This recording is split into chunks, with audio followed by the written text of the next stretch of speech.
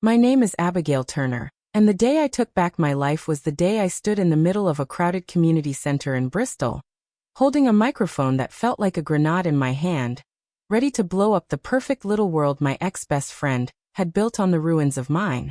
It was a Saturday afternoon, the room buzzing with our town's annual charity auction, smiling neighbors, clinking glasses, and Claire Reynolds, my former friend of 20 years, preening at the front as the event's darling organizer. Everyone thought she was a saint. But I knew the truth. She was a thief who'd stolen my reputation, my job, and my peace, all while wearing a smile that could charm a snake.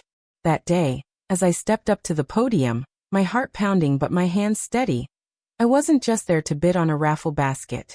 I was there to make sure Claire's lies crumbled in front of everyone she'd ever cared about impressing. It started 6 months earlier, when I walked into my office at the local council, where I'd worked for 8 years as a community outreach coordinator.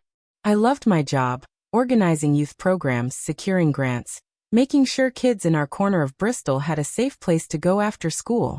Claire worked there too, in the finance department, and we'd been inseparable since we were teenagers. We'd shared everything.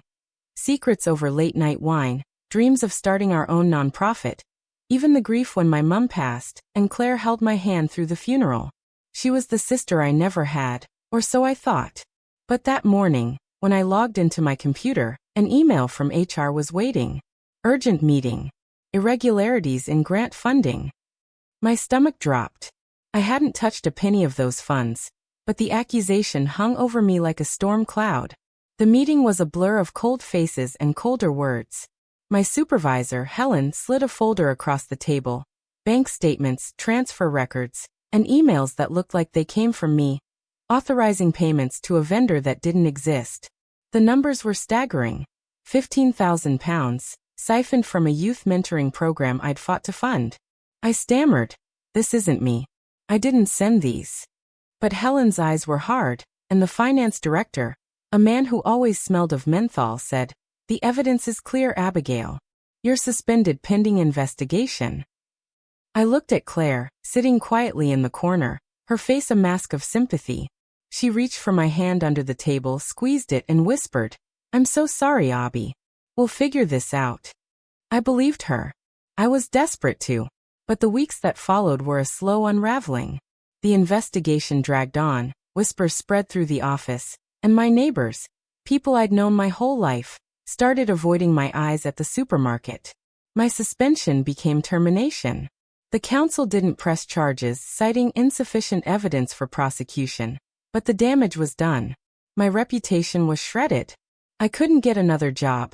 Every application ended in polite rejections or silence. My savings dwindled, my flat felt like a cage, and every night I lay awake, replaying those emails, those transfers, wondering how my name had been tangled in something so ugly. Claire was there through it all, bringing me casseroles, promising to talk to people, swearing she'd help clear my name. She'd sit on my couch, her blonde hair tucked neatly behind her ears, and say, "You don't deserve this, Abby. I'm fighting for you." And I'd nod, grateful, clinging to her like a lifeline. Until I found the crack in her story. It was a small thing, a text she sent me one night, saying she was swamped with audit prep and couldn't meet for coffee. But I'd seen her that day, laughing outside a cafe with a man I didn't recognize, no trace of stress on her face.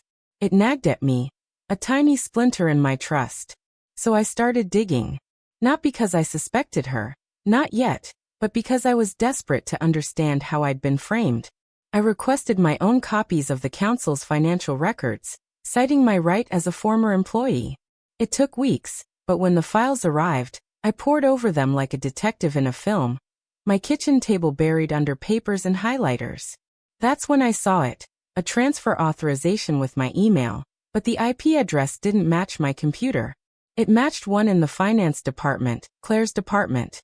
My heart thudded as I cross-referenced dates. Every fraudulent email had been sent when I was out of the office. Meetings, site visits, days I'd logged in the shared calendar. Claire had access to that calendar. She had access to my email too, from years of sharing passwords for joint projects. "It's just easier," she'd said back then, laughing. "We're practically family." Family. The word tasted like ash now. I remembered the way she'd squeezed my hand in that meeting, her eyes so full of concern. I remembered her promotion, announced a month after my firing. A step up to Deputy Finance Director. A role that came with a corner office and a salary I'd never dreamed of.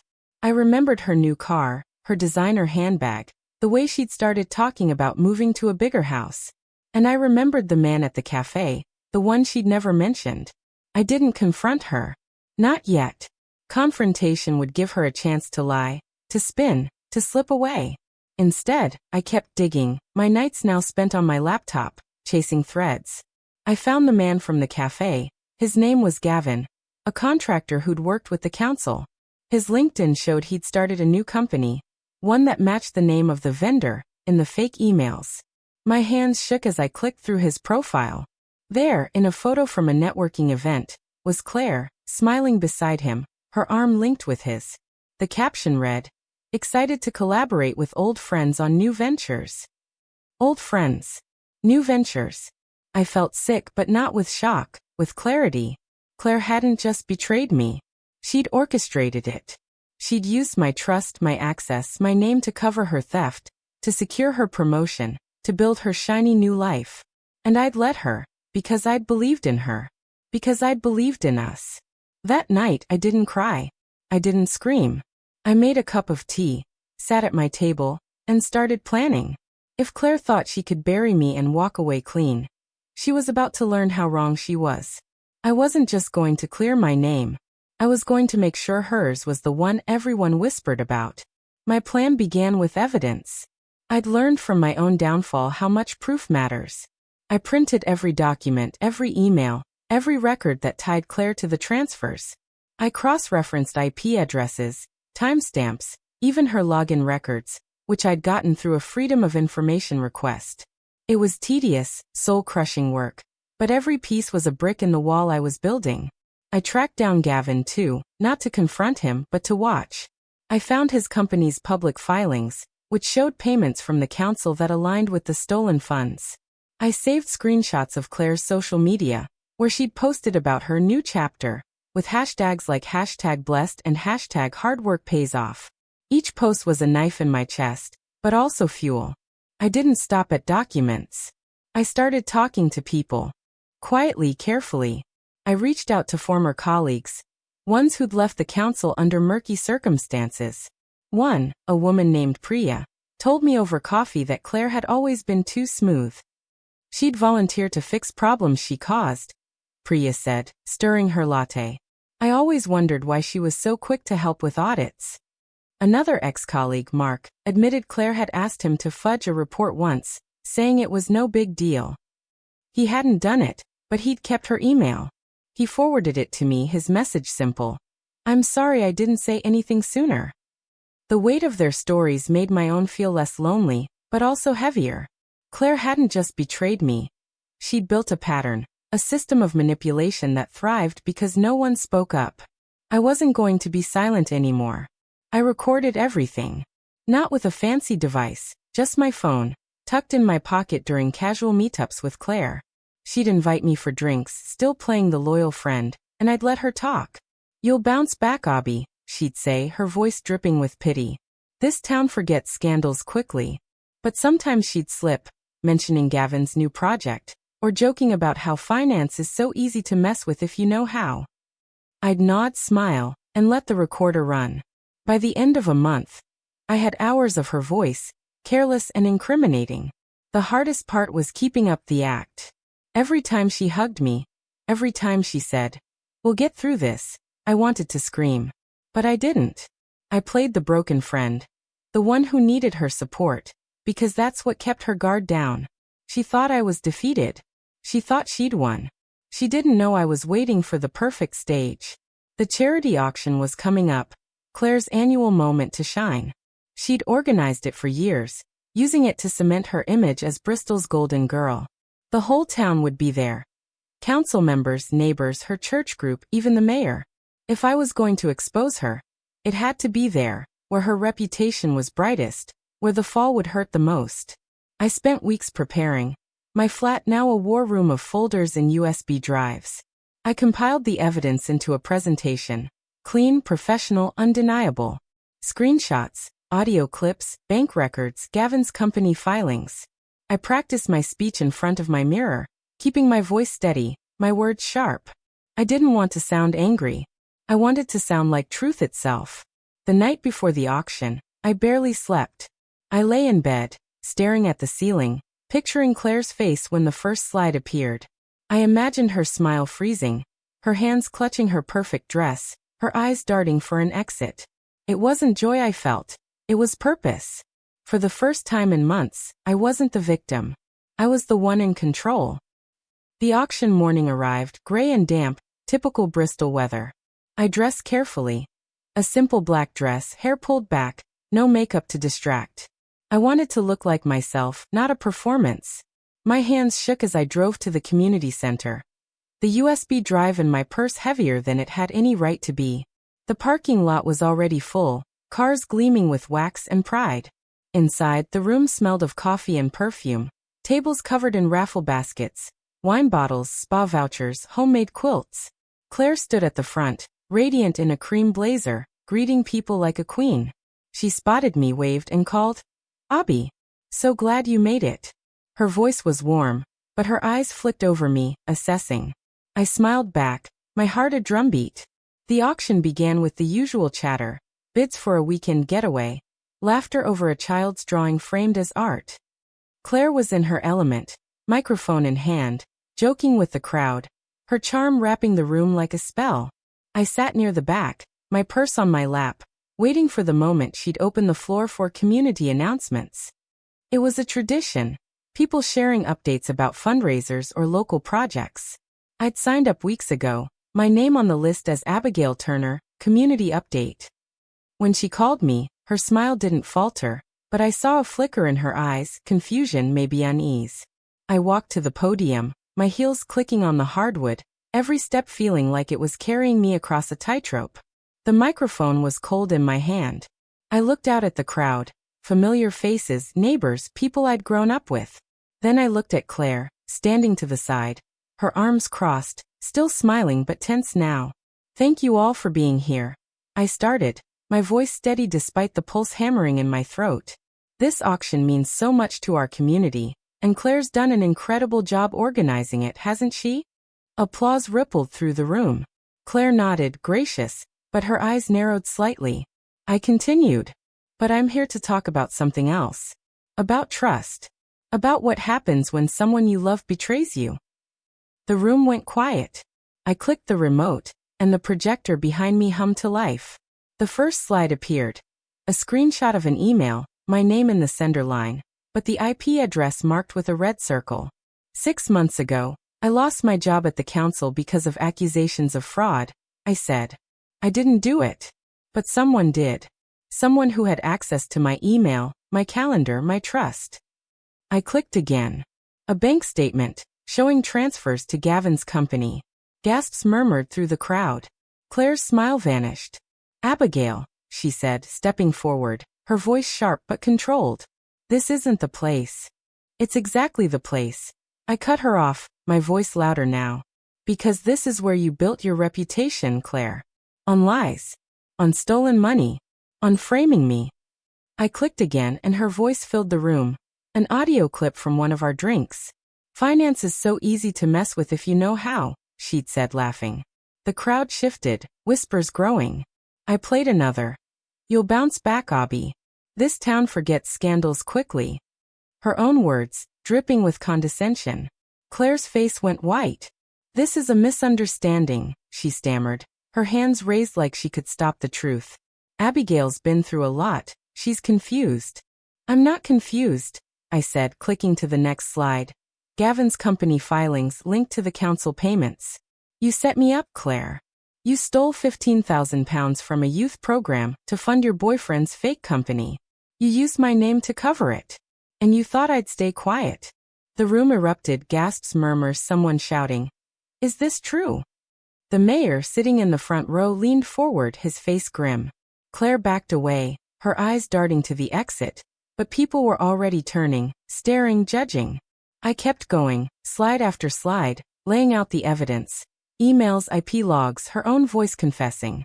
When I played the final clip, her joking about her promotion while I was licking my wounds. A woman in the crowd, someone from her church group, stood and walked out. I set the remote down. "I trusted you, Claire," I said, looking straight at her. "For 20 years, I called you my sister. But you didn't just betray me. You betrayed this community. And we deserve better." The silence was deafening. Claire stood frozen, her mouth open, no charm left to wield. Then the mayor stood. "Abigail," he said, his voice heavy. "We'll need to see this evidence. Immediately." I nodded, handing him the USB drive. The crowd was buzzing now, people pulling out phones, some glaring at Claire, others whispering to their neighbors. Claire tried to speak, her voice shaking. "This is a lie. I would never." But no one was listening. Her spell was broken. She turned and fled through a side door, her cream blazer a blur. I didn't follow. I didn't need to. The truth was out, and it was louder than she'd ever been. I drove home that day feeling like I'd shed a skin I'd been wearing for months. The community center was still buzzing in my mind, the faces of people I'd known forever now seeing Claire for what she was. My phone lit up with texts, neighbors offering support, former colleagues apologizing, even Priya saying, "You were incredible. I wish I'd been that brave." But it wasn't bravery I felt. It was relief, like I'd finally exhaled after holding my breath for half a year. The fallout came fast.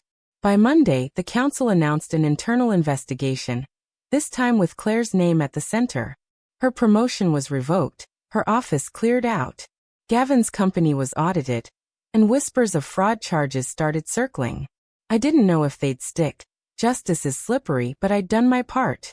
The evidence was public now, shared on community forums, picked up by a local paper with the headline, "Bristol Council Scandal. Fraud Allegations Rock Charity Star." Claire tried to fight back. She sent me a voicemail, her voice thick with tears and venom. "You've ruined me, Abby. How could you? After everything we've been through." I didn't respond. I saved the voicemail though in case I needed it later. She taught me that much. Always keep receipts. My parents called, their voices soft with pride and worry. "You did the right thing," Mum said. "But be careful. People like her don't let go easy." I knew she was right, but I wasn't afraid anymore. Claire had taken my job, my reputation, my trust, but she couldn't take my voice. Not anymore. Weeks later, I got a call from the council. Not from HR this time, but from Helen, my old supervisor. Her voice was tentative. "Abigail, we've reviewed everything. Your name is clear. We'd like to offer you your job back." I thanked her, said I'd think about it. But as I hung up, I realized I didn't want to go back. That job, that life belonged to the old Abigail. The one who trusted too easily, who carried other people's lies. I was someone else now.